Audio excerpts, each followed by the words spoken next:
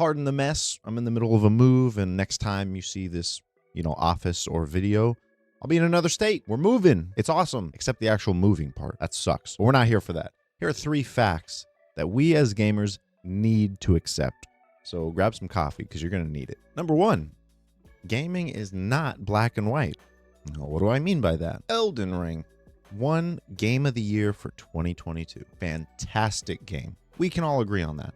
Maybe it's not your thing, and that's totally fine. Some people, the whole Souls genre or subgenre, the difficulty, the slow, methodical combat, whatever you might have against it, you can still look at it and say, that is clearly a well-delivered, well-built game, and I respect that. I've played it. It's great. When a game comes out, if it is not Elden Ring level of hype or performance, that does not automatically mean it is a 0 out of 10, and vice versa. If it comes out and it's not total garbage, that doesn't make it Game of the Year. It seems like a lot of us are starting to think that way, though. When you see critics giving game scores and, it's a 7.5 or an 8 out of 10, that is a very solid score. 10 means perfect. 10 out of 10 is perfection. It exceeds expectations and delivers on all fronts perfectly. 8 out of 10? That's like a great game, right? And yet, these days, it feels like, 8 out of 10, mid, garbage, trash. Like, what's going on, folks?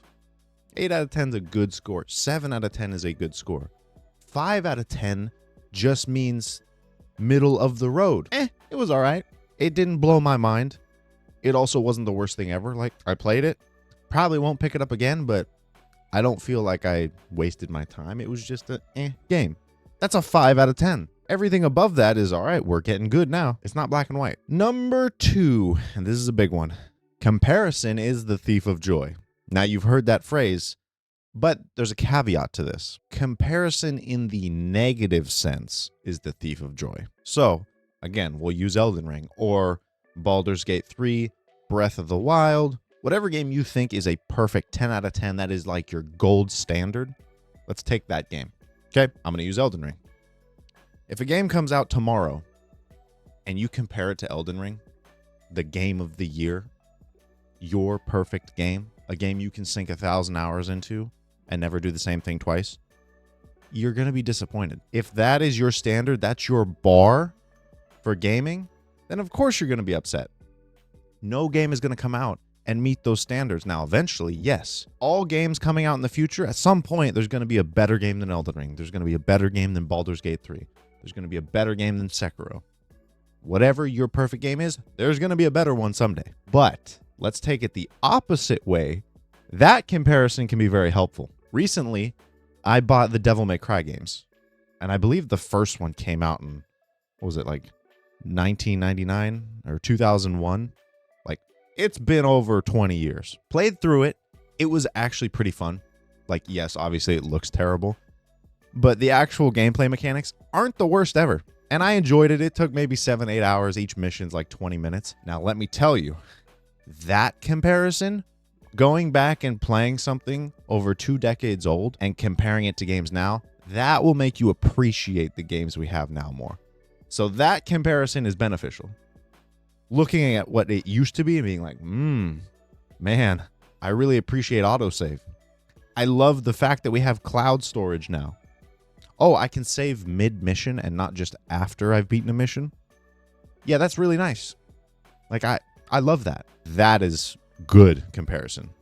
It's kind of like, everyone needs a little perspective. Like, if you spill your coffee, you might think you're having the worst day ever. But then if you get in a car wreck, you're like, okay, the spilled coffee wasn't really an issue.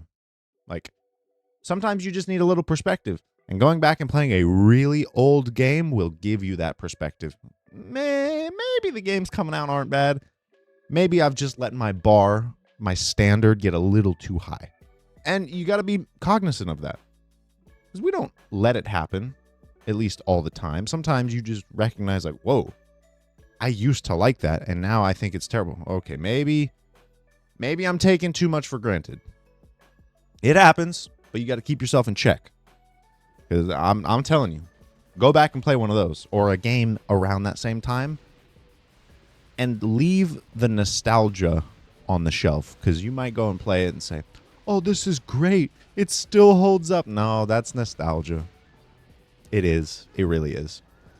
There are some games that still play well. Ratchet and Clank for me. The way the old PS2 games play, they're still enjoyable because even back then the mechanics were pretty tight. They look terrible, right? Doesn't compare to Rift Apart these days. So go play an older game. It'll give you some good perspective. But don't compare the other way. Don't expect every game to be perfect. Don't expect every game to blow your mind, because you're going to be disappointed. You're setting yourself up for disappointment and failure. And that's not going to benefit anyone.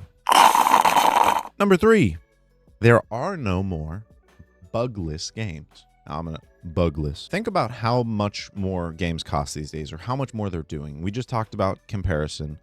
And if you look at past games, games used to take 6 hours, 7 hours. Like I said, the Devil May Cry 1 I beat took about 7.5, 8 hours. Each mission was 20 minutes.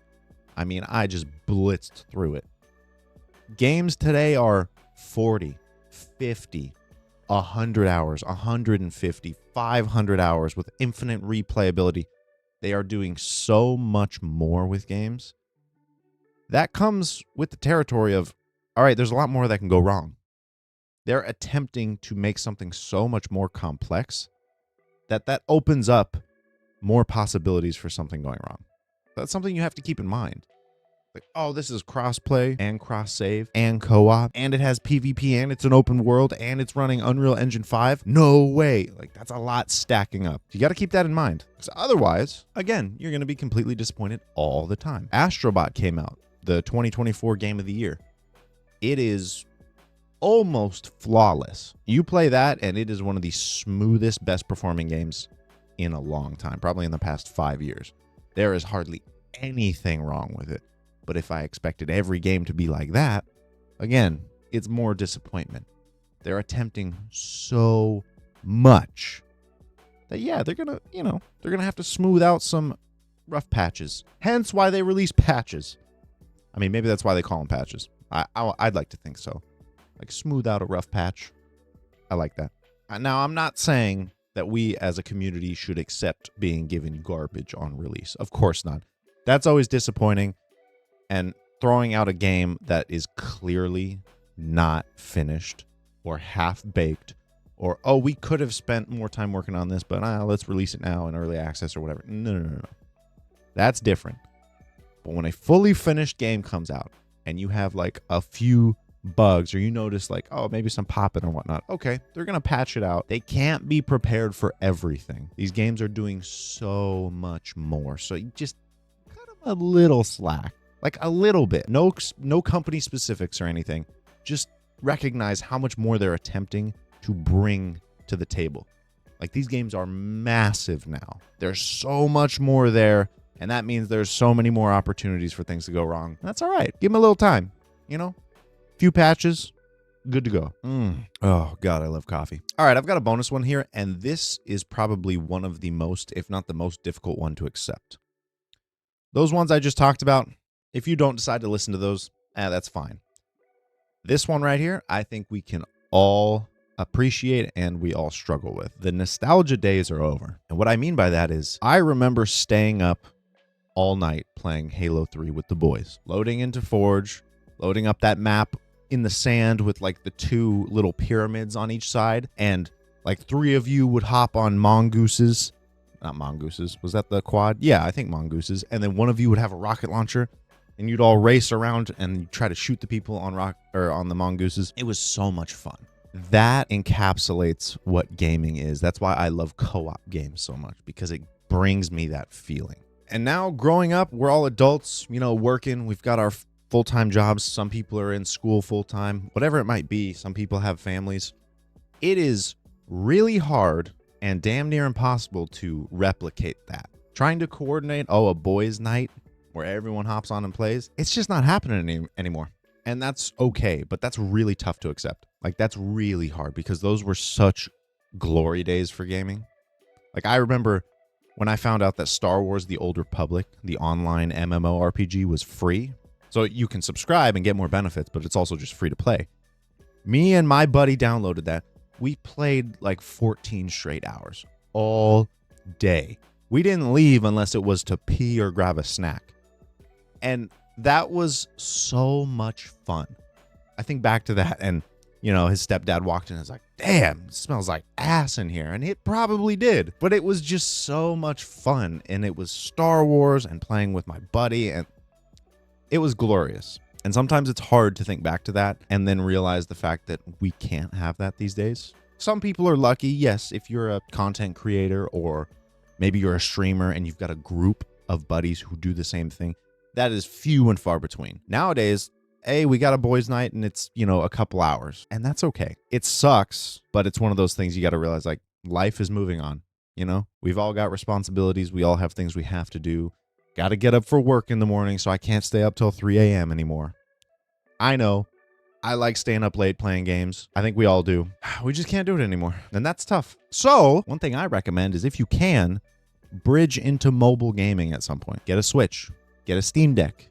Play games on your phone. Get some sort of portable. Because times are changing, you have to adapt. And so being able to play portably, that way you can kind of scratch that gaming itch a little more. It helps. Like, I had a Steam Deck. It was fantastic. That's where I played Devil May Cry 2 or 3.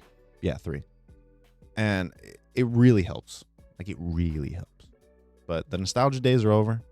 It's good to think about them, but don't get hung up on it, because then you'll just get sad about today. Let me know what you think about these 3 facts. If you agree, if you disagree, or if you've got some other facts that you think that we should accept. What else? Go and comment other stuff that you feel like, as gamers, we need to accept. Like, times are different, times are changing, whatever it may be.